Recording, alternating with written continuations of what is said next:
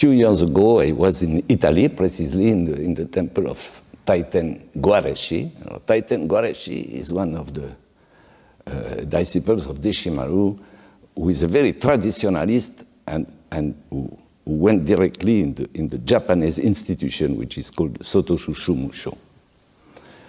That I didn't do, and most of them, we didn't do that. And we were there, and it was this woman, Japanese woman, important administratively. And there are these people who are professional monks, we call it professional monks. And I was speaking about the Lotus Sutra, and I said that really, for the first time, I really read the Lotus Sutra. After how much years practice, I read the Lotus Sutra. After 30 or 40 years practice, I just read the Lotus Sutra. Can you imagine something like that? After 40 years practice. And he said, how is it that you didn't read the Lotus Sutra before? Actually, how is it? What they don't understand is that we didn't came to Zazen, which is the basic Zen practice is Zazen.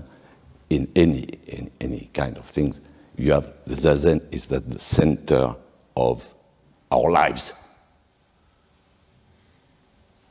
It's the center of our lives. Our lives are directed, rooted, daily, day after day. That's the main point.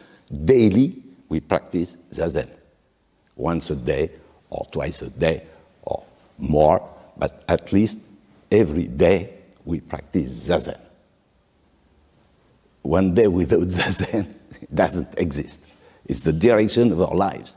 Many people, you know, these days I see many people are a little bit lost. I don't know if you feel these kind of things. You see the situation of the world, for example, is very unstable these days. Did you notice that? Not? A little bit. It's a little bit shaky these days. We don't know exactly how the future will be. Are you okay with what I say or not? Yeah, we are. Bon, we have the chance to know what to meet with the Dharma. So for us, it's no more problems.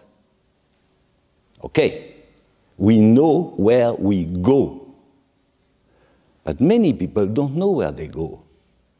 I have a friend, which is a respected professionally, a psychiater, or things like that, they say. Children and so people who, but no spiritual life at all, and she's lost. And many people are lost. I see when comes the age and the disease, a lot of people are lost. It's okay till a little moment, but at one moment, where do we go? We don't know where we go. We know where we go, and it's an enormous, I would say, advantage. We know where we go. At the moment we will die, we will not be afraid, at least of death. Perhaps pain.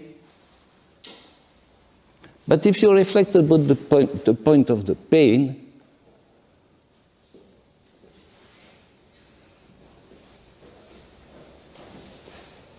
generally you are afraid of the pain before. When we are in the pain, it's no more fear. It's just pain. There's no more fear. The fear of the disease. But the fear of the death, I don't think. But still, the fear of the disease and the pain of the disease is there. But the direction where we go, we know where we go. We go inside. We turn the light, the awareness, inside. Imagine you are in the middle of the universe. Where do I go in the middle of the... Well, the universe perhaps is not a good example, but imagine you are in the middle of a big circle, big sphere. You have a lot of points everywhere. Where do you go? If you want to know where you have to go to the center, of course. It's from the center that everything is organized. I'll say it is no center. But when you are in this, when you turn the light, when you take the habit to gather your attention on your body, your mind, your breath, without anything else, and which is very, very important, without any kind of ulterior motive. Ulterior motive. Because if you have an ulterior motive, you are no longer here now. It's why the most important teaching in the Zen or in the Zazen, this is called what we call mushotoku. We say without goal, without object, without intention, all this is non-dualism. But the main point is to reach the point where you practice Zazen only for the sake of Zazen itself. To forget everything, you are just here and now like this. And the more you seek, the less you find. The more you seek, the less you find.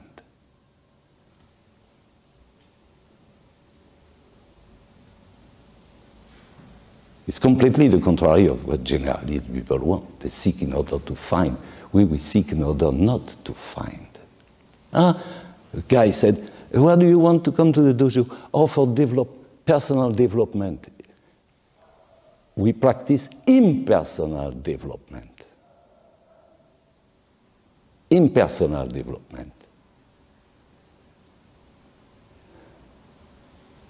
Why are we here, for example? Well, you have to ask yourself why you are here. Are you looking something for you? So you have this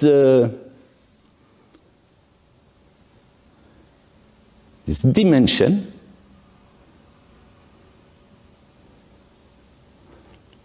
we say also, for example, if you come, we must not practice for ourselves. That's the Bodhisattva practice. You know, here you have the Hinayana. It's the Hinayana. Bompu, Hinayana, or Theravada, but peu importe. Bodhisattva, Buddha. Bompu is the spiritual materialism, is what he said, the well-being, to feel better, the stress, all these kind of things, how to feel good, how to develop, to get something, but basically for yourself. That's Bompu. The human Zen, which is called spiritual materialism. Human Zen. As a human being, you practice because basically it's good for you. Meditation is good for me. I feel good when I meditate. They are nice people. If I don't feel good any longer when I meditate, or if the people are not nice, I don't go. The true practice begins when the meditation doesn't bring anything and the people are not nice. And you continue nevertheless. That's another dimension. Alors, after you have the people who look for nirvana, which is to go out of the cycle of birth and death. We are okay, but it's very difficult. To do it is really, really, really difficult. The vow of the Bodhisattva, which is equated to the awakening, because it is the Buddha mind. What is a Buddha in the Lotus Sutra? He says, constantly making myself this thought. You understand what I say in English or not? Everybody? Yeah? Whew, that's nice. Can you imagine that? I'm since more than 30 years and I cannot give a conference in magyarul. Nem tudok igazán beszélni buddhizmusról vagy zenről magyarul, nem tudom.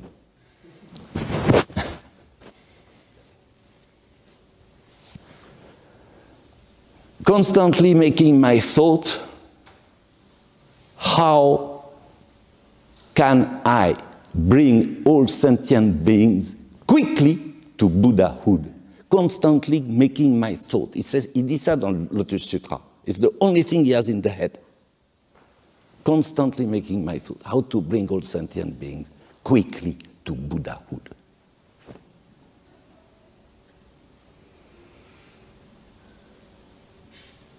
The Zen transmission in this perspective is very, very, very convenient because Zazen itself is Buddha. It's what is transmitted. That Zazen itself is Buddha. If you want to know what Buddha is, it is Zazen. That's what is transmitted in our lineage. Zazen is not something in order to become.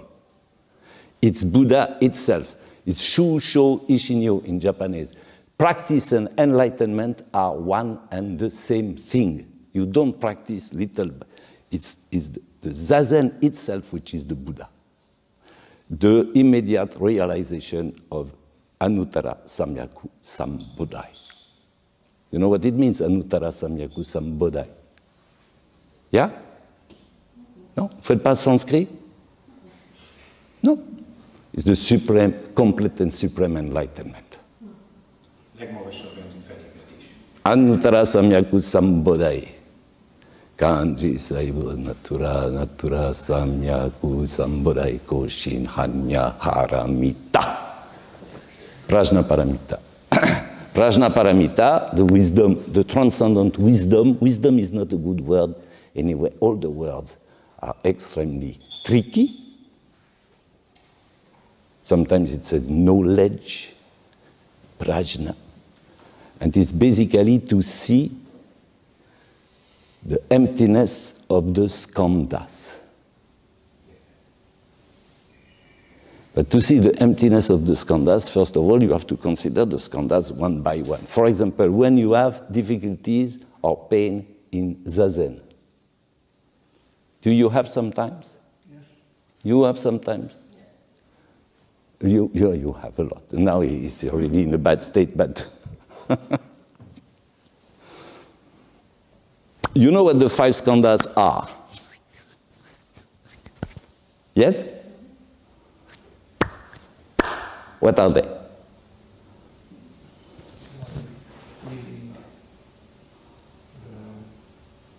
Non, je demande aux étudiants là. I ask to the students.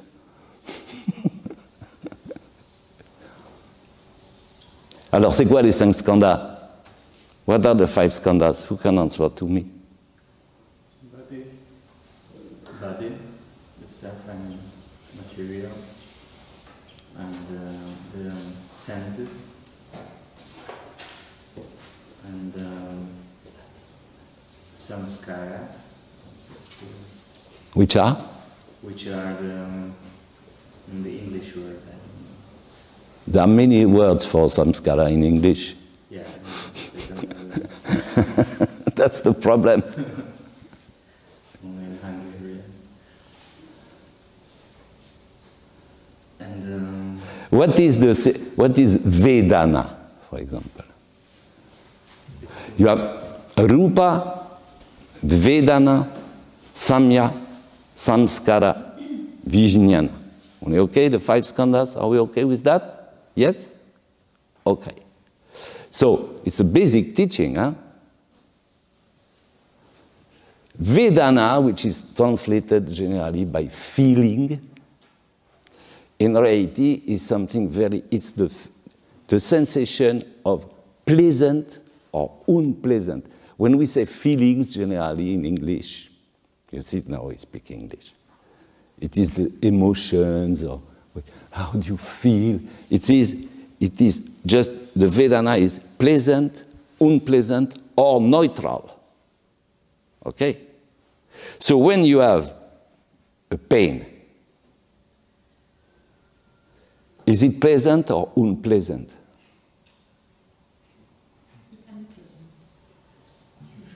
It's unpleasant. And it's immediate, you feel it immediately. Huh? Immediately. Okay. I like and don't like. Is it the same? are pleasant and unpleasant.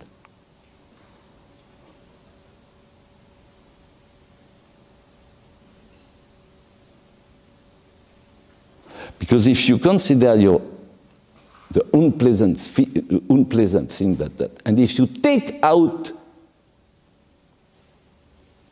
I don't like, or I want to get rid of it, at this moment the experience changes. But to be able to do that, your mind has already to be relatively quiet.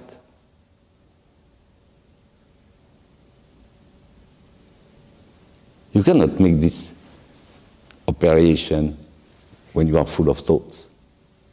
But when your mind is free of concern, you can begin to separate the unpleasant and the I don't like. That's the skandha practice. You begin to explode the phenomena into its different components. What you see? Are you real, pleasant or unpleasant? The name you put on it, that is third skandha, the name you put on it. For example, you are sitting and you hear the noise of the sound of a car. Immediately, you recognize it's a car. If you just hear the sound without putting the name, the car, at this moment you are practicing the skandhas. You are separating the things. After, everything which, through this name and this sensation and this experience, come to your memory, for example. That's the samskara. It's a category which includes everything in reality. You have everything in the samskara. And after you have the vijnana. And the vijnana, the consciousness, that's something which is really important. Because you have to separate each consciousness. When you see, you just see. When you hear, you just hear. When you taste, you just taste. You cannot make the three things at the same time. For example, when we play, you heard, last time you asked about the oryoki practice? I don't speak about they don't ask about the oryoki? No. No? Don't know what is. Do you have oryoki? No, I said we practice the oryoki. Ah, oui. We eat formally. Uh-huh. But Oh, yeah, okay. they don't know. Ha nem gyakorolják, nem tudják. Bon. Anyway, why did I begin to speak about the skandhas and the prajna and so on? I don't remember. Huh? Because beszéltünk bármiről. But I had an idea in the head, and I lost the... because we know what the direction. I lost the direction.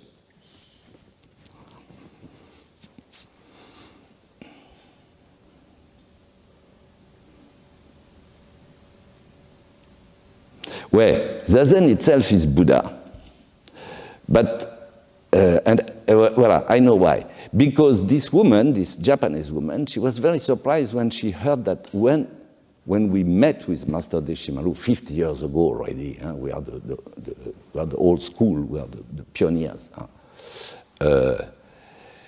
We didn't went, or personally, or most of us, we didn't went to practice Zazen because of Buddhism.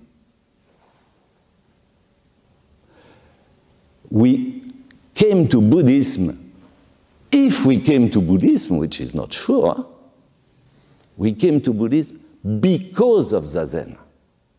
It's not the Buddhism which brought us to the practice, it's the practice which brought us to the Buddhism. It's very different thing. You see what I mean? Very long time I said, I'm not Buddhist. Because for me to be a Buddhist, it's already to enter in a kind of category. Boom. Or what we have to avoid absolutely is to attach to any category. I say that Buddhism is not a religion. It's absurd to say that Buddhism is a religion. Or is Buddhism a religion? That's a good question. Huh? That's a good question. Is Buddhism a religion? First, say to me what Buddhism is. Okay? Second, say to me what religion is. Okay? And when we will be clear about what Buddhism is and about what religion is, perhaps we will be able to answer to the question if Buddhism is a religion or not.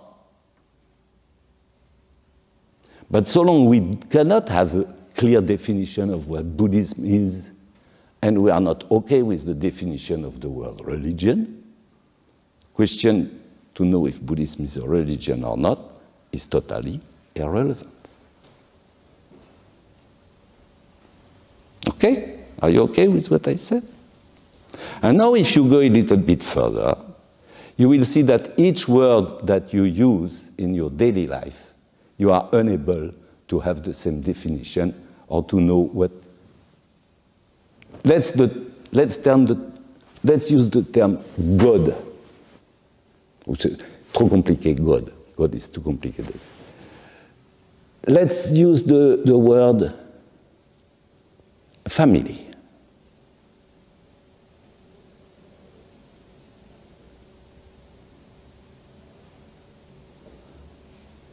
Do you think that what I think about family is the same as what you think about family? Or what Shomyo think about family? Or what anybody think about family? No. Everybody has another meaning in the head. And even doesn't know its own meaning. You even don't know what you say when you say family. Bon, let's take another word. Love.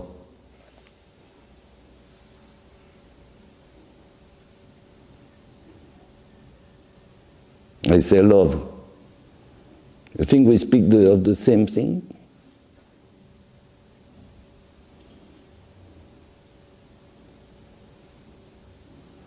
Wife, husband.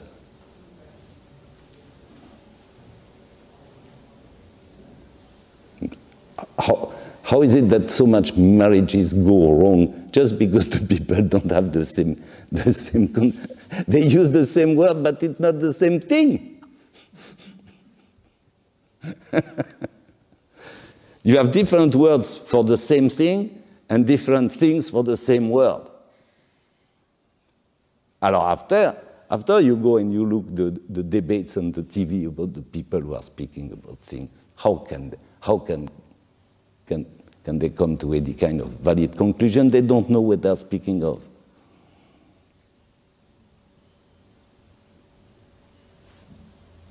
No?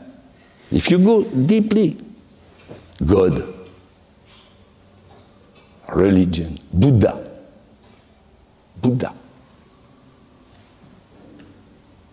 Alors I have this thing that I say, if you don't know what Buddha is, you put, at the place of Buddha, you put the term Zazen. But if you put Zazen, you must have a certain experience of Zazen.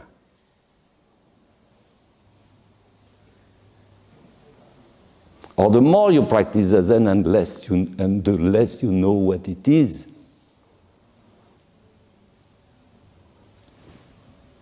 You don't even know if it exists.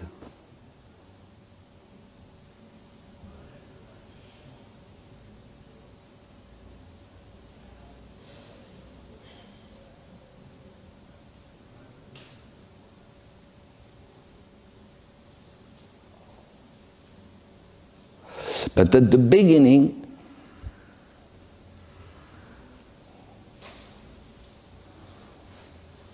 you have a kind of meeting with yourself.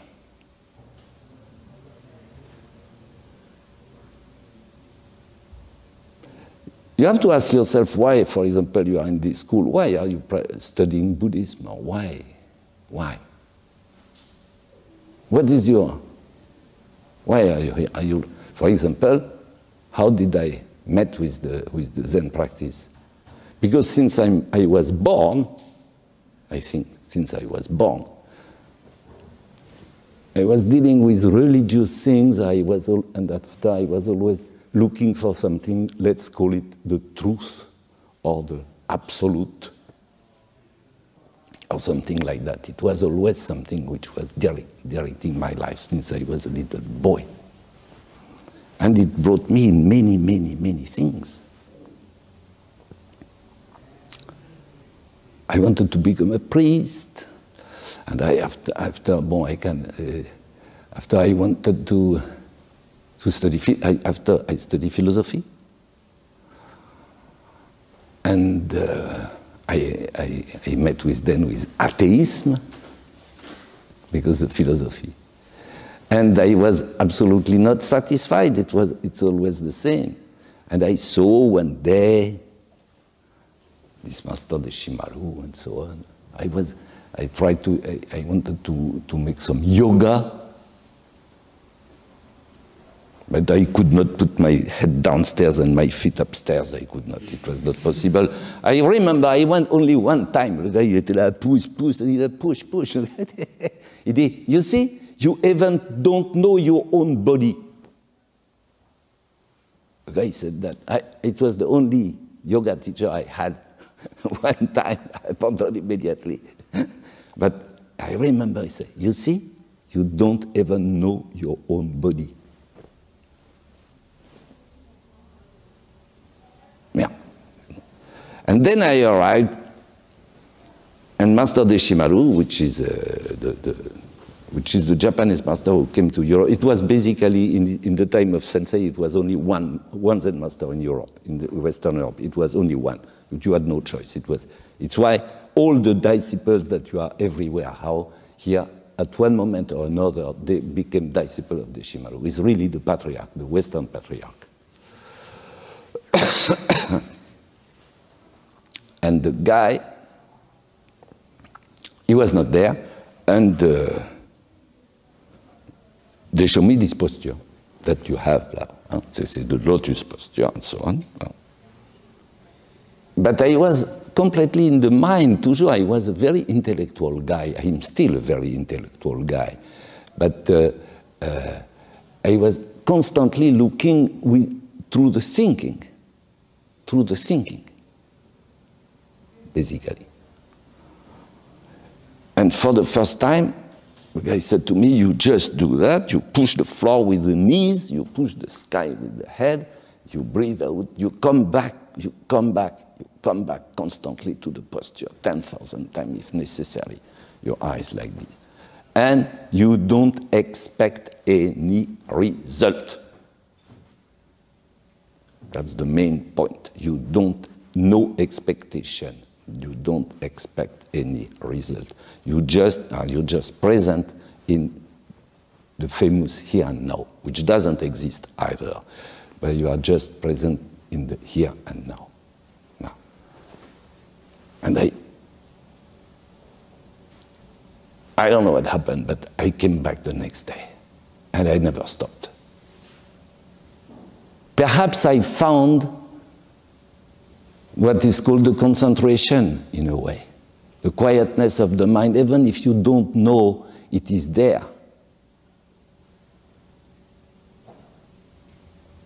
The concentration of the mind, the deep satisfaction when the mind is concentrated on himself.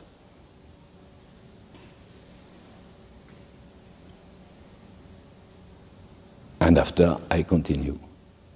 So it's the meeting of the posture which was really fundamental for me and for everybody. What we practice is this posture, basically.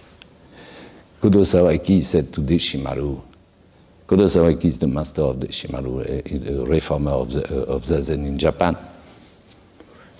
When Deshimaru came to him, he showed the posture, etc. Deshimaru said, I understand, and Kodo Sawaki said to him, it's nothing to understand. Just you have to repeat this posture thousands and thousands and thousands of times till it becomes completely natural, till it's your life. till it becomes your life. You don't even know that you are sitting. And after, you will see that nothing is more important than that at the end. Everything is fading around. The deep, deep satisfaction is there. Nothing else can give any satisfaction. A constant, permanent satisfaction is that. You found the way. After, the point is, of course, how to bring this to the others. You know, the Buddha Shakyamuni, after his enlightenment, he stayed 3 weeks or more, and he was really thinking about, oh, what do I do now? He didn't really want to teach. His Indra or Brahma, I don't know what, came and said, oh, you cannot do it like this. You have to help sentient beings and so on. And then he began to teach. But this wisdom that you acquire through Zazen, because of letting pass, because of not attaching to anything, because realizing what you really are, which is an emptiness, which means a totality of the possibilities. That's what is called your true nature. And that is realized in the Zen. Practice realization. You practice, but you realize. You realize what? You realize the Buddha state. And so it's not something which is inattainable after all. But now, which is important to see, is that Zazen is Buddha. It doesn't mean that you are Buddha. It's Zazen which is Buddha. And of course the difficulty is, what are you when you are not in Zazen? And then you come into consideration of the sudden and the gradual. The enlightenment is sudden, but the practice is gradual. You have to eliminate, to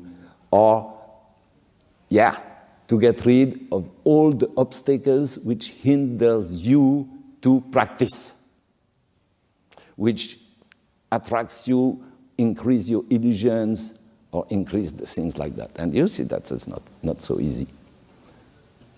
So in the Zen practice is not just to sit Zazen, it is to practice with the Sangha, it is to practice, that's the true practice.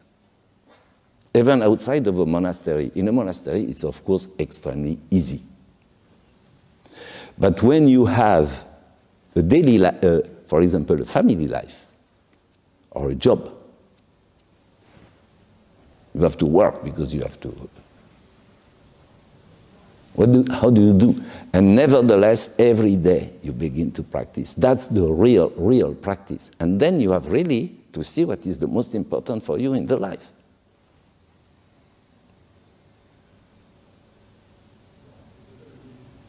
But it doesn't come so quickly. It's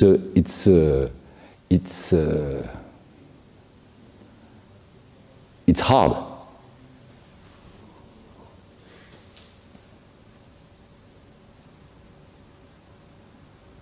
But fortunately, it is not a personal practice, which means you can be the worst guy in the world, or you can consider yourself as a total failure. At the moment you are sitting in Zazen, you are transmitting the Dharma and you are helping the all sentient beings. That's the main point. It's not you. So you are not, you don't have to consider if you are good or bad, competent or incompetent. Chogyam Trungpa, he said something. He said, the fear to be incompetent is one of the greatest obstacles on the way of the Bodhisattva. On the other hand, you have stories. One story which impressed me very much is an old monk which perhaps he has already Alzheimer, or the guy is completely stupid. You had people who were. You are all kind of people in the Sangha of the Buddha Shakyamuni. You know, the Sangha we know the best is the Sangha of Shakyamuni Buddha. You have a lot of references about all the disciples who were there, where they were born, their names, everything, what they did. We know perfectly everything that happened in the Sangha of Shakyamuni Buddha. And you have a lot of different people there. First of all his family was there. He took everybody with. The men first, the women after. Thanks to Ananda. There are stories which are interesting about about Shakyamuni, the Sangha of Shakyamuni. At one moment, the guy, all the Shakya clan became disciple of Shakyamuni. You heard about Devadatta, I imagine. Devadatta, you know? Huh? It was the Shakya clan.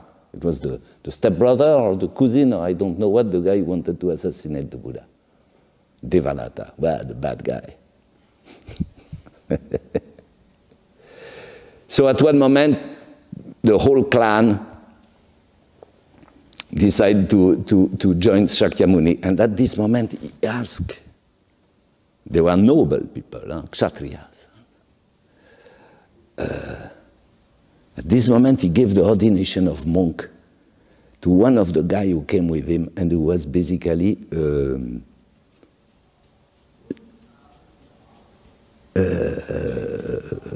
Fodras.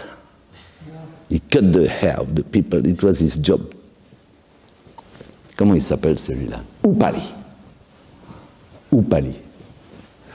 Upali was the first monk. The Buddha, he gave the ordination, monk ordination to Upali quickly, before his cousins and brothers and all his clan came and asked for monk ordination, in order Upali be the first, and they had to prosternate in front of him.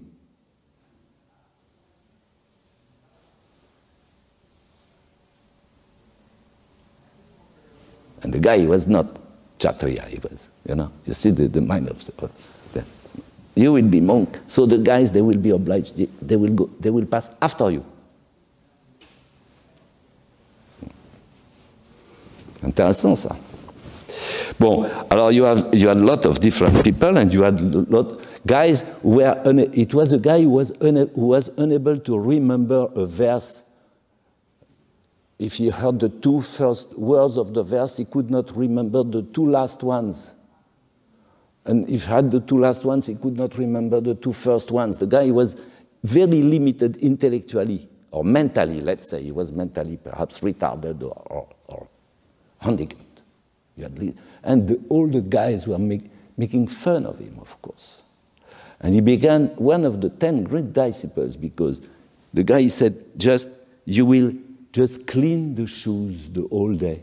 And you will say, I clean the shoes, I clean my mind. I clean the shoes, I clean my mind.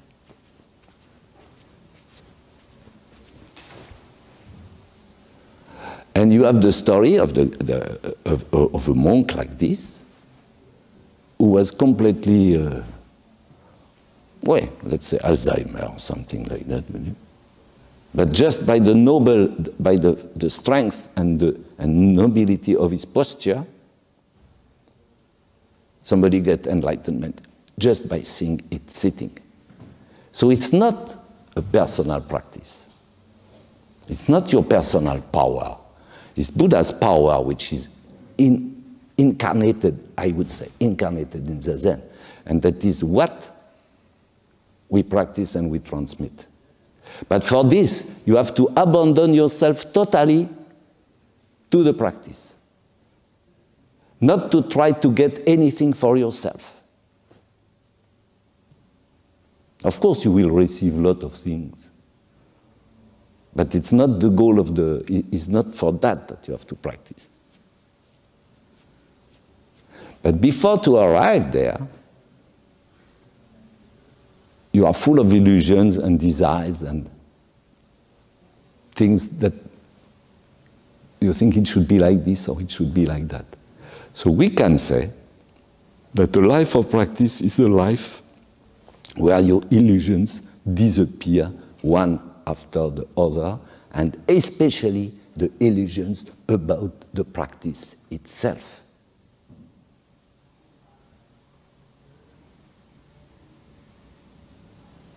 So Sawaki said, Zazen is not something where you gain, it's something where you lose.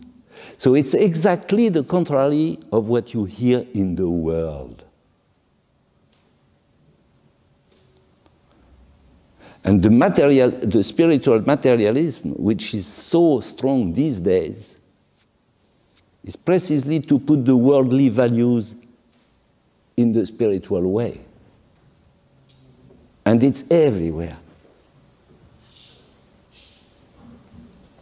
Who says, come and you will lose everything? Nobody wants to do that.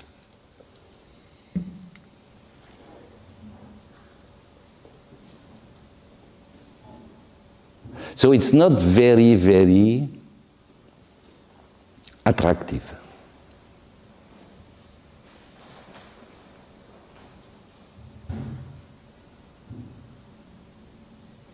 But the posture itself is attractive. It's why it's just a question of practice. Without practice, nothing.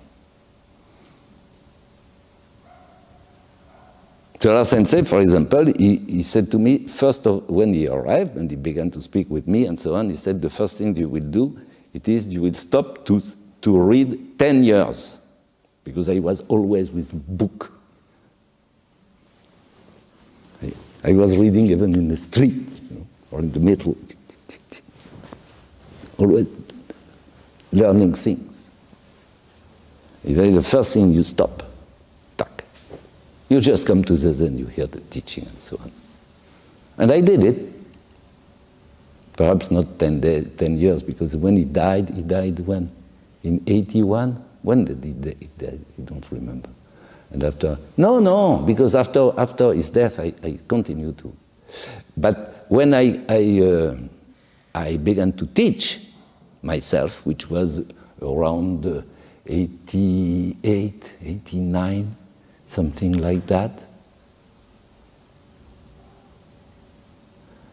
And I begin then to study a little bit, to read Buddhist texts or things like that that I never did before, because it was just, I was just sitting and hearing the teaching in the dojo, sitting, hearing the teaching in the dojo. When I began to go on the written word, I noticed that I knew already everything. And you will notice in something that if you read a book about spirituality, if you read one, you read them all. It's always the same thing, which is repeated constantly. Always the same.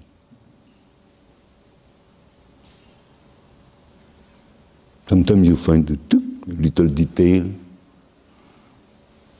but basically.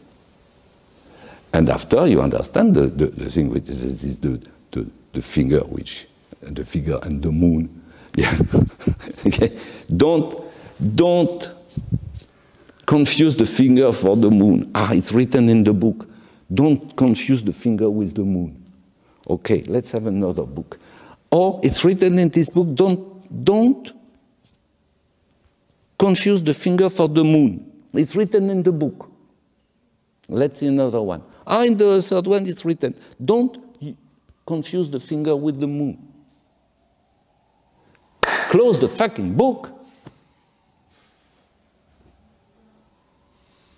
And you have people who will read constantly books who will say, without understanding that they are just confusing the finger with the moon. Eating the menu instead of eating. Reading the menu instead of eating. Et ça, c'est dramatique.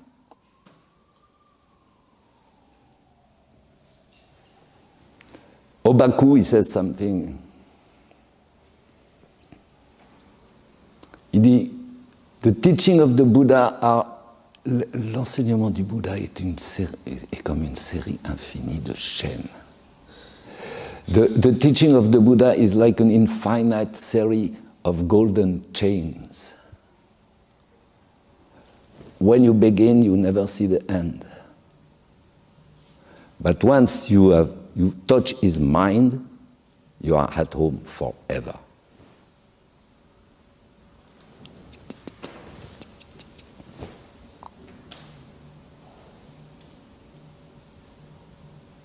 Voilà.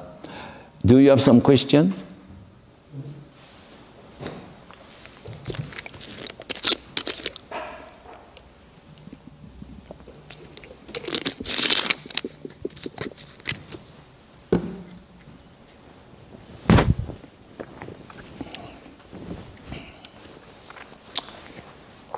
Ouais, voilà, donc je suis venu ici pour vous dire que I came here to say to you that Zen doesn't exist. The day you really, and experiential realization, the experiential realization, you read it, but it, you know, you read fire, it doesn't burn your mouth. You say fire, it doesn't burn your mouth. It's not the true fire. If you say fire, it doesn't burn your mouth, okay?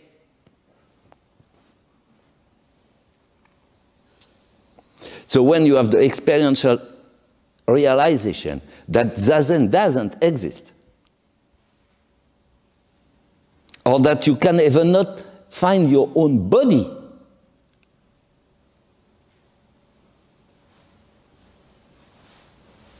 body doesn't exist, it's just a mental image, a conceptual image that we call body, but if you look at the body, where is your fucking body? And especially in the Zen, you don't find your body. You don't find your mind either. So who are you?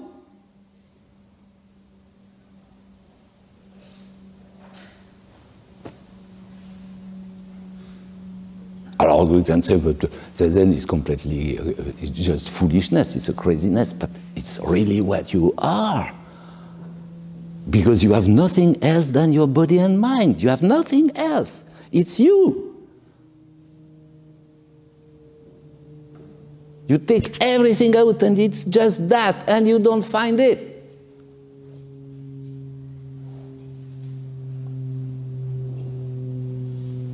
Voilà. The experiential realization.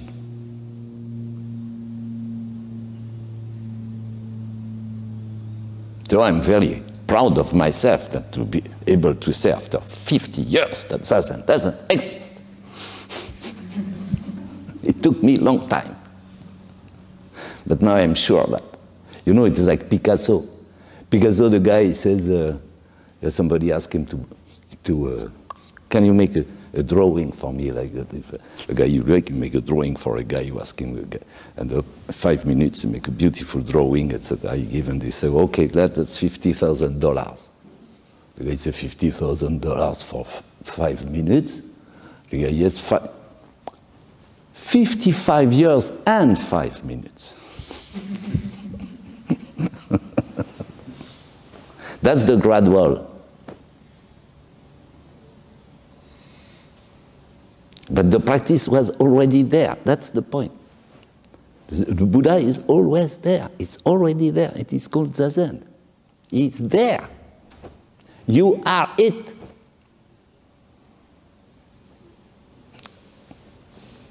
Oh, you are it. Even if, but when the Buddha is the true Buddha, is not necessarily conscious of it, and very often not at all.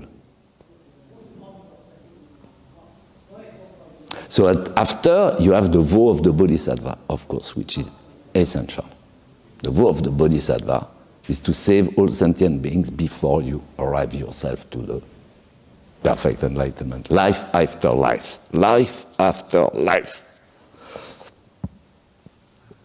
You don't need to be afraid of failure or success because it's life after life. And anyway, it's not you. So, which is very important is to get rid of two things.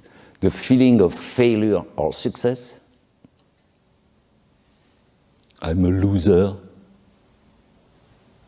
Who is not a loser? At the end, we are all losers. Who is not a loser? Explain to me who is not a loser. We are always the loser for somebody else. No? Even Trump these days, they say he's a loser. Did you hear this one?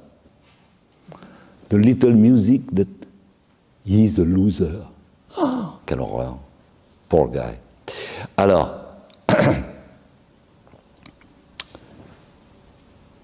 success and failure. My life is a complete failure.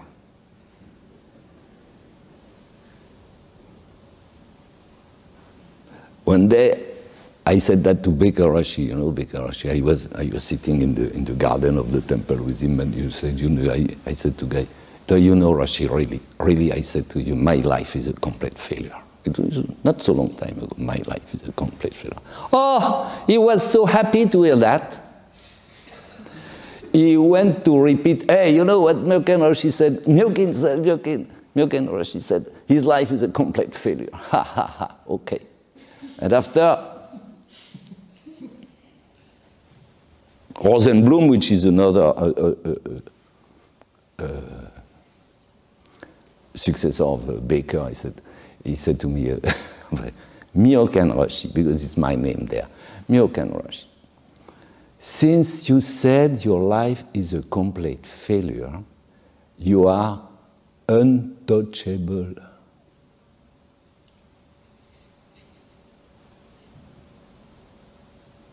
Your life is a complete failure. But Kurosawaki says, on the contrary, that Zazen is the highest victory in our life. That is a complete success. And if you see what the human life is, which is doomed to failure, because it's personal, and if you go to the impersonal level, where what you do is no longer you, but the Buddha himself, it's the total victory. So you abandon this idea of success, of failure, and also, which is extremely important, is to stop to compare yourself with the others. The success and failure come always from comparison. If you stop to compare yourself with the other, it's no longer jealousy, envy, or these kind of things, which are extremely handicapping feelings.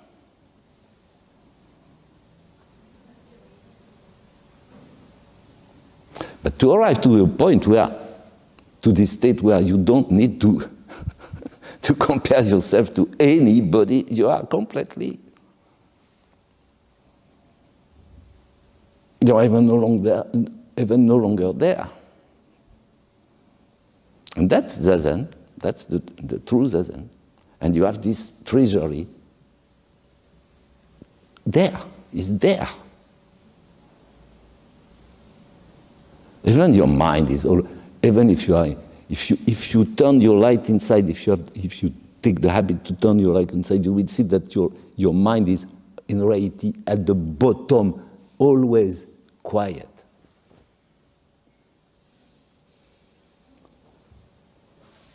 If you turn inside. So it's why the practice of the posture and the breath and so on, it's so vital. It's vital.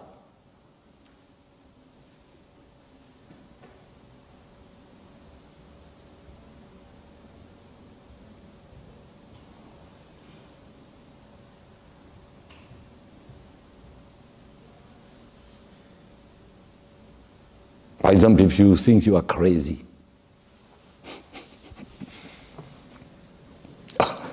crazy because I have a disciple which is crazy. or you think you think you feel bad, for example. I am feeling bad, I don't feel good. The one who feels bad,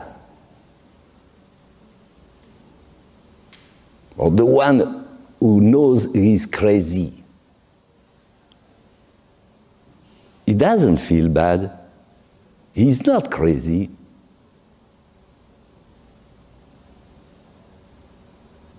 If you feel you are crazy, you are not. You could not feel you are crazy if you really would be crazy.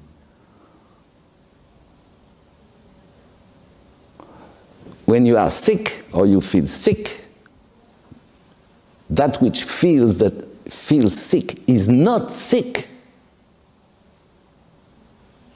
Is not healthy either. Is beyond all duality. Is before. Is before the splitting of the subject and the object. Is before duality. It doesn't mean that it is true either.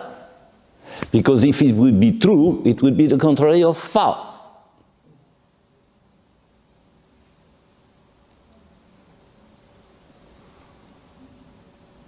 So you must ever not attach to the Buddha.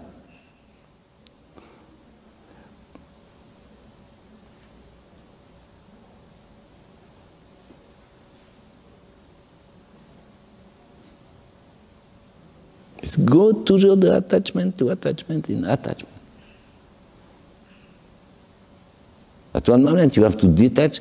We said, don't practice which is not the Dharma, but don't attach to the Dharma either. It's not because you don't attach to the Dharma, you come which is no Dharma. You go beyond any kind of duality. And this way of doing is not to attach to anything instant after instant. Comment dirais-je? The complete renewal of each instant. For example, can you foresee your next thought?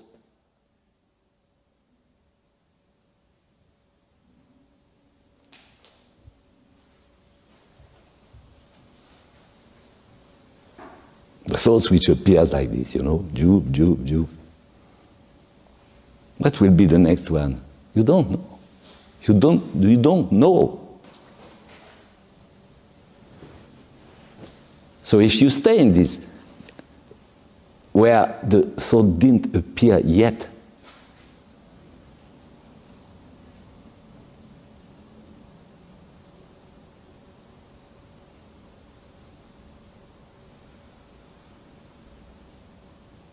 and if you sit there, and if you breathe in there,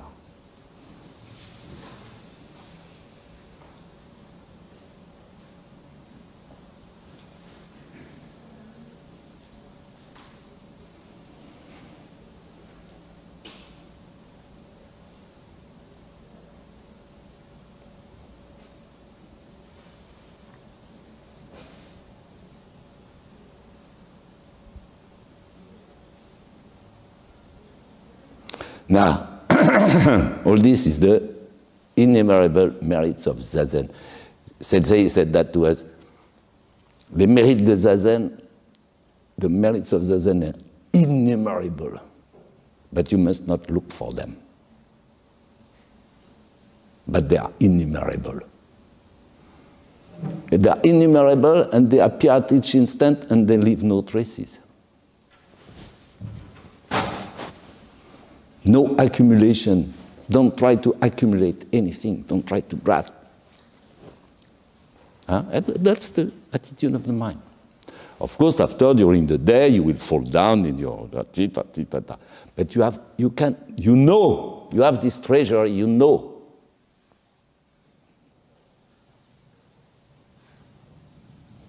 And after, if you feel bad, why don't you sit Zazen?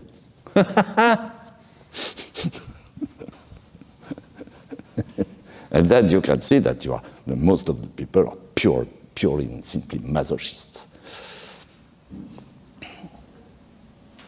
Like to suffer. because we don't know, we know only that. J'aurais dit, you know, you have in the 13th century, which is called the Kamakura period in Japan, you have three great reformers. You have Dogen Zenji, Dogen, the founder of the Soto lineage, who brought the Zen from China. You have Nichiren, and you have Shinran. Shinran.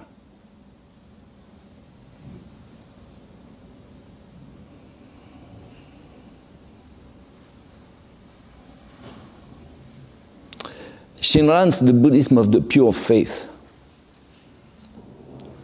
Shinran is based on the story of the Buddha Amida. The Buddha Amida is a bodhisattva who one day received the prediction of I don't know which Buddha, who said to him, you see,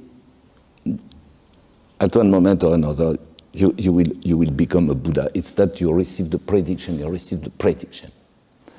And when a Buddha, a bodhisattva receives a prediction, generally he makes vows. And among the vows of Shinran did, Shinran, which in reality it means treasury of the Dharma, the Amida, the Buddha Amida, Amida Buddha. Before to become Amida, he was called Hobo, treasury of the Dharma. So this hobo, while receiving the prediction, he made a vow, and among these vows, it is one which is very important. It is that if somebody in full faith calls my name, and if this guy which in full faith called my name, if he is not reborn in my paradise, I don't want to become Buddha.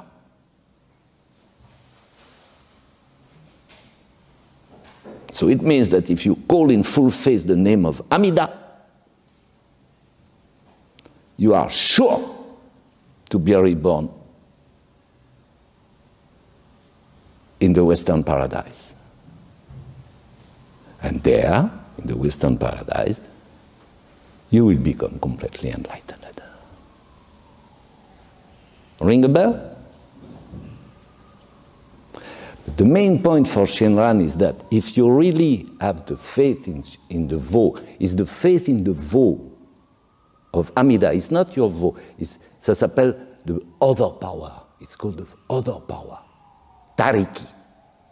Jiriki, Tariki. The self-power, the other power. The salvation by the other.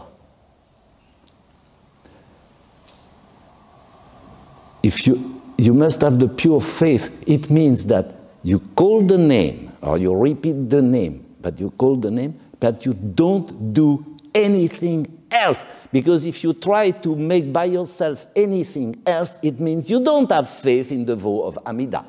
And it will not work. So you have to abandon yourself totally.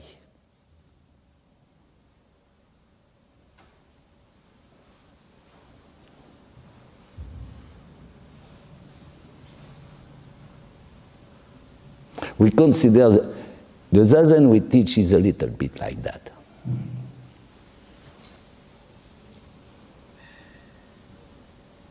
We abandon ourselves totally to the power of Zazen.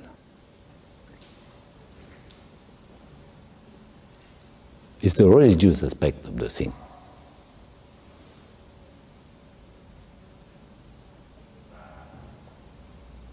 But this total abandonment, you know, you do nothing. If you do something else, if you want to help, no, you abandon yourself. I think that even to call it one time should be enough, but in pure faith, not in order to get anything for yourself. So then you see what really faith is.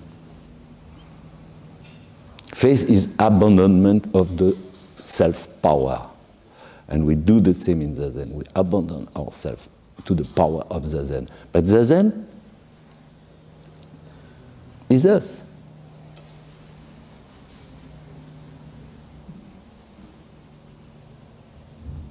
So at this moment, you have a kind of a dissolution of the difference between the other and the self.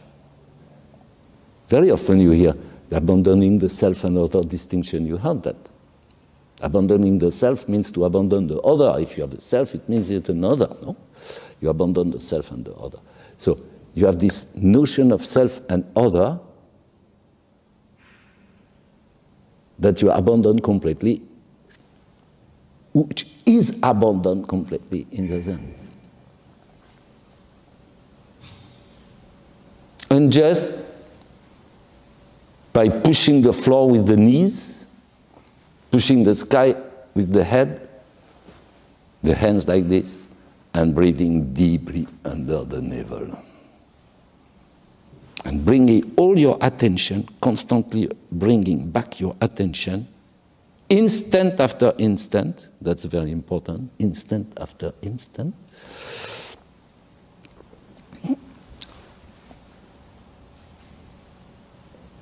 in the posture, in the Buddha's posture. It's the Buddha's posture, it's the Buddha.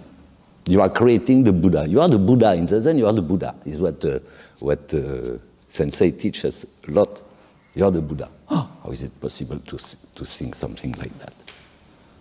No, no. You are. If you don't follow your personal ideas, if you don't follow your own agenda, if you just sit for sitting, if your mind is free of any kind of concern, if you sit in the mirror consciousness, you are the Buddha.